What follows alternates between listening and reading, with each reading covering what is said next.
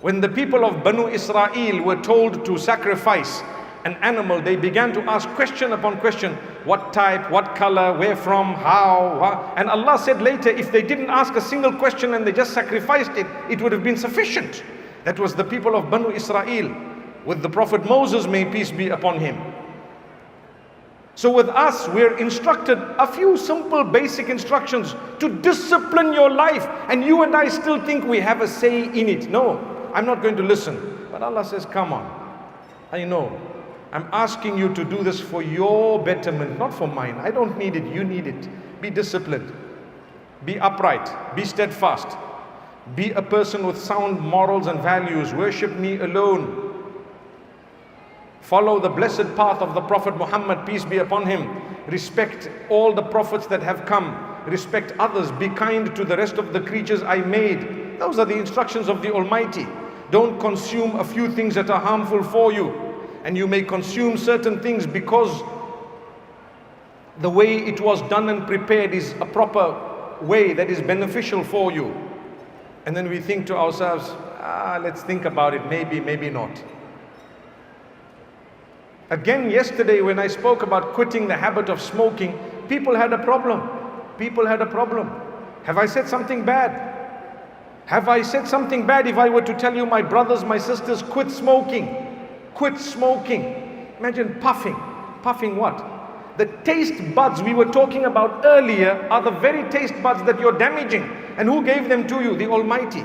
I remember there was a man, when I spoke about quitting cigarettes, he was in his 90s. He told me, I'll never quit smoking because I'm 90 something. I can't remember what exactly it was. He says, I'm living and I'm a chain smoker from the age of about 20. I said, uncle, you might be an exception, but others, they may die. We don't want to listen today, not at all. Never mind to the voice of reason, but to the Lord of the worlds. We're not bothered. How do you expect blessings? Here we are today talking about the call of Abraham in the desert, simply for us to be able to learn a lesson, to say, you know what, I need to come. I need to come towards my Maker, not go far away from Him. Let me come, I'll lead a happy life. Concentrate on what you have. You are married, you have a family, concentrate on them. Look at them with the eye of love, smile at them, say good words to them.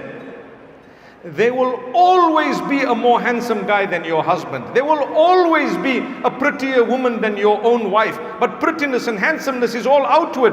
The package itself that fitted with you, appreciate it. You've had children, bless. It's a blessing from the Almighty.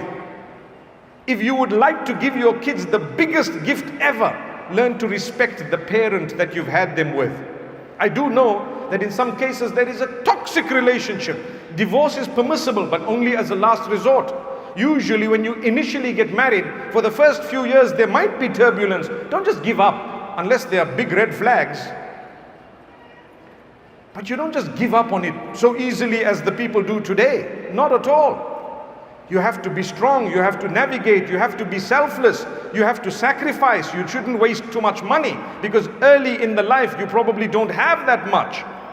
Don't marry for money because money will come and go. But marry for good character and conduct, discipline, the deen, the connection with the Maker and so on. Those are characteristics you will cherish right up to the end. Your children will be the best of kids because they've got lovely parents. You were part of that choice.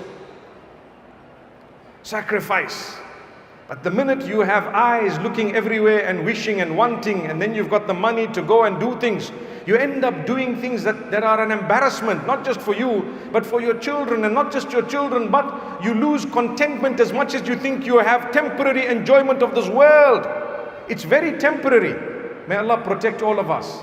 The temporary enjoyment, if it comes in the displeasure of the Almighty, you're not going to go far in life. Just be disciplined. You go home early, you put your phone aside.